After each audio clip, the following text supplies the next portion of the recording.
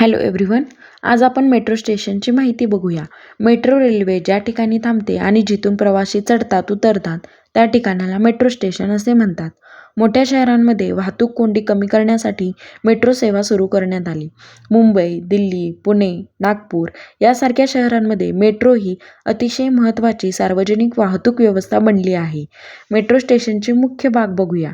First आहे entry gate. स्टेशनमध्ये प्रवेश करण्यासाठी येथे सुरक्षा कवच आणि तपासणी यंत्रणा असते.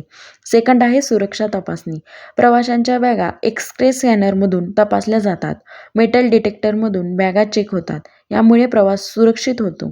थर्ड तिकीट काउंटर आणि मशीन. येथे 2 पर्याय असतात.